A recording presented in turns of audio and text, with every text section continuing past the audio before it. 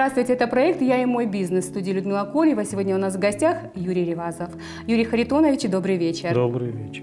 Юрий Харитонович, 5 лет назад было принято решение создать, скажем так, уникальный проект на территории Северной Осетии. Это сейчас он успешно развивается, а как все начиналось? Ну, это начиналось в 2018 году, зимой. В общем, наш учредитель вот этого бизнеса сделал вот такое интересное предложение. Говорит, есть такая сельскохозяйственная продукция, как спаржа. И я сам, как спаржа, даже слышать не слышал и знать не знал, что это за продукт. Но я, говорит, ее пробовал, он был за границей, там пробовал. Мне, говорит, она понравилась, давай, говорит, попробуем, вырастет ли она здесь, узнаем. Собрали всю информацию, которая по этой спарже есть. В свое время оказалось, где-то в 60-е, 70-е годы в районе Красногора она успешно выращивалась. И мы, так сказать, решили уже, давай вырастим, рискнем. И в 2018 году рискнули и высадили вот первые 12 гектаров. Юрий Харитонович, спаржа довольно экзотический продукт. Как, почему именно спаржа вот решили? Потому что Северная Осетия, это же вот никогда ее не выращивали, скажем так. Была дикая спаржа, насколько я знаю, но вот такой, чтобы в таких масштабах, не было. Да, в таких масштабах не было. Вообще в дореволюционной России она выращивалась. Потом у нас были сведения, когда начали уже собирать информацию, то была информация, что она растет в небольших количествах и в Воронежской области, и в Подмосковье. Так что мы как бы были готовы к тому, чтобы рискнуть и попробовать. Сегодня ваша компания, она одна из самых крупных на территории Северной Осетии. Кто был у истоков в 2018 году, кто помогал и как это все происходило? Расскажите. В 2018 году у нас было 2 специалиста, которых мы пригласили, которые были знакомы с этой работой, как выращивать спаржу. И они нам очень хорошо помогли на начальном этапе. Они помогали, и корни вот сорганизовались. Завезли из Голландии сперва на 12 гектаров. Потом, когда мы увидели, что оно растет, то есть мы посадили, на Остинской земле. Да, посадили в 2018 году, и уже летом 2018 года ростки выросли. То есть всю спаржу, которую мы посадили, она вся выросла.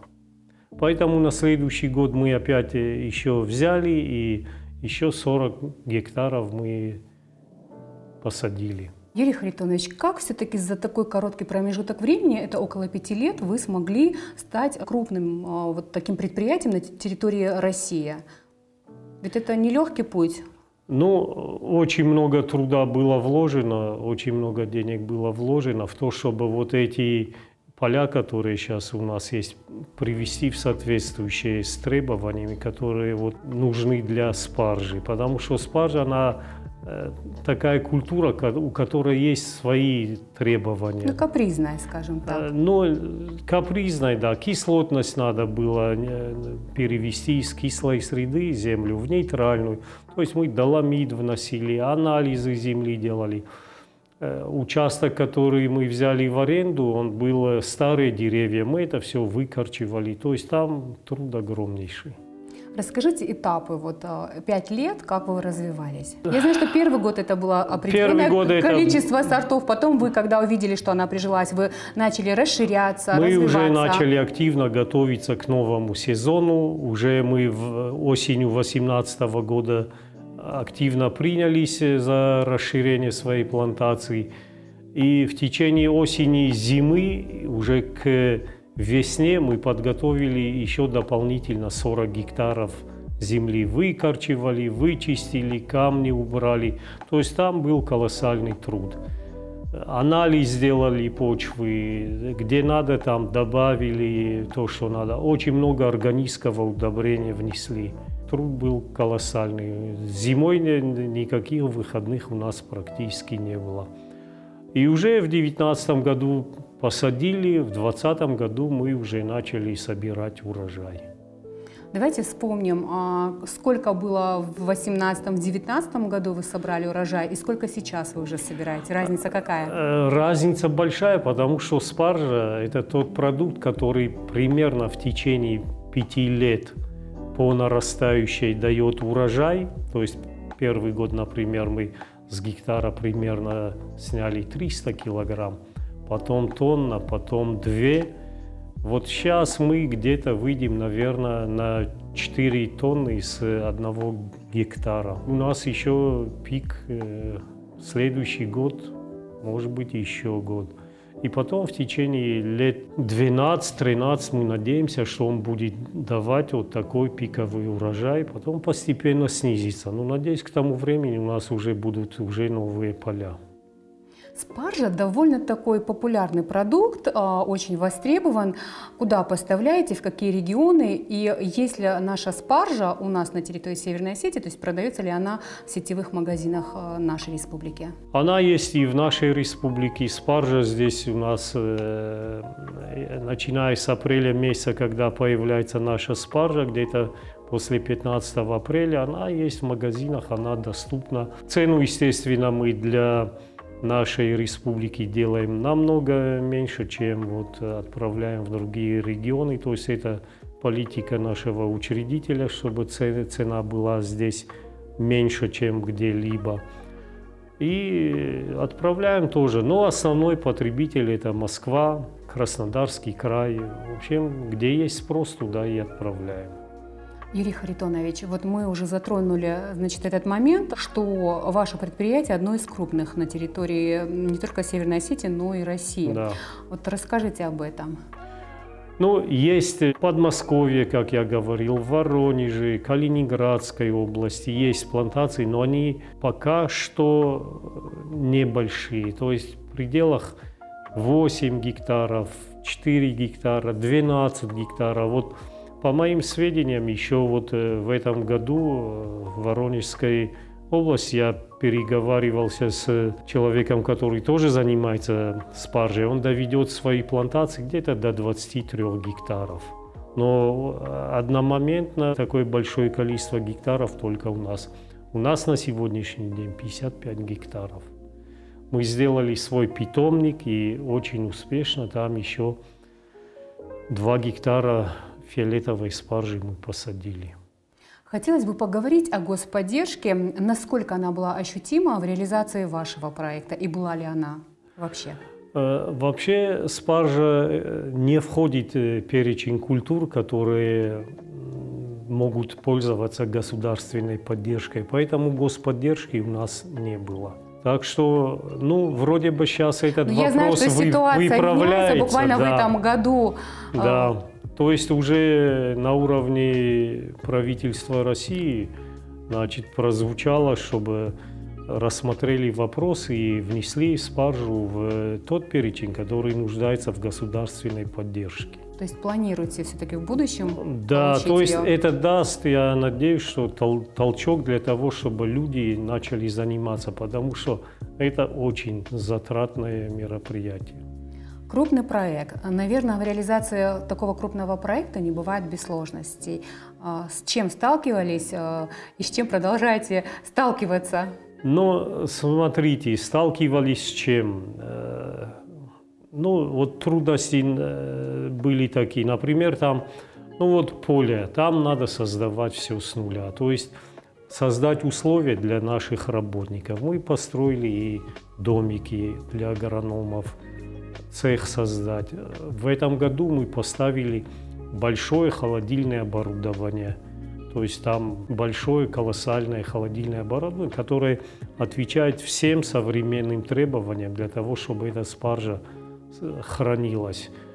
Конвейер, то есть непосредственно конвейер, который автоматизирован полностью практически. Участие человека минимальное. То есть первые года у нас были претензии тех же потребителей, что где-то что-то как-то там, вот, спаржа не такая, там снизу плохо обрезаны. Сейчас это все исключено за счет того, что за этим следить машина, и все это делает. Я знаю, что вы спаржу, вы только что сказали, отправляете в различные регионы нашей страны. Планируете ли экспортировать за пределы России? Как говорят, завтра посмотрим. Может быть, все может быть. Бизнес – это такое дело очень серьезное, скажем так. Очень многие молодые люди говорят о том, что очень сложно что-то свое создать, реализовать. Вот что бы вы посоветовали молодым начинающим предпринимателям, которые хотят работать в направлении именно том, в котором работаете вы, по спарже? Стоит, не стоит и насколько это реально? Что для этого нужно, на самом деле, молодому начинающему предпринимателю? Ну, молодому начинающему предпринимателю нужно, наверное, обратиться в тот же наш Минсельхоз, у которого есть куча всяких проектов для начинающих агрофермеров. Там много программ, которыми можно воспользоваться и, наверное, начать. Наверное, нужна решительность, а не просто так сидеть дома и рассуждать. Каждое крупное предприятие для Северной Осетии – это рабочие места. Сколько человек у вас работает? Скажите об этом. У нас на постоянной основе работает порядка 20 человек. Они круглогодично обеспечены работой. В сезон мы привлекаем еще людей. Это бригады по уборке, по прополке спаржи. То есть какой-то месяца 3 они гарантированно имеют работу.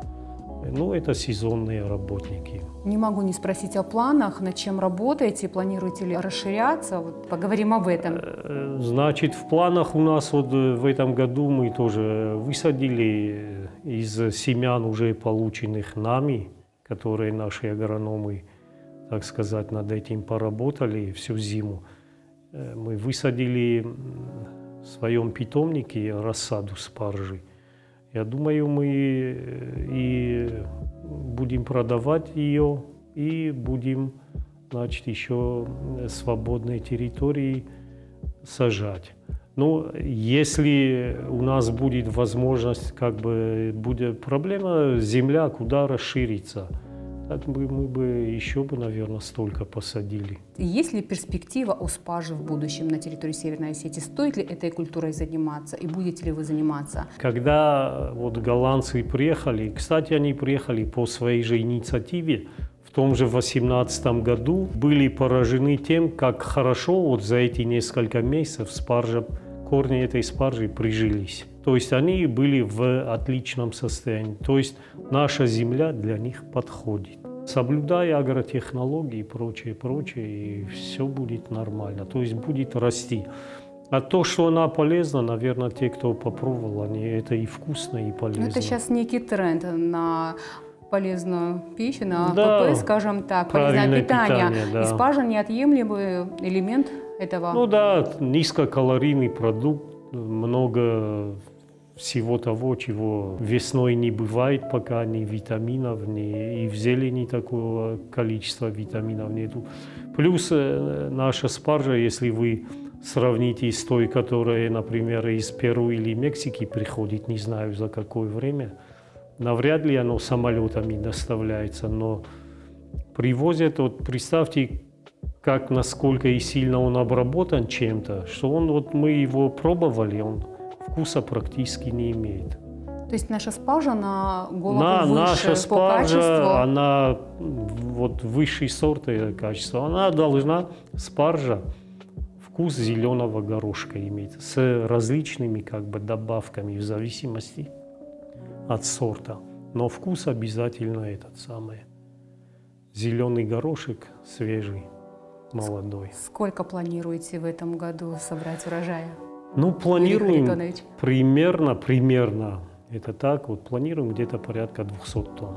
Еще хотим, у нас 30% уходит в отходы.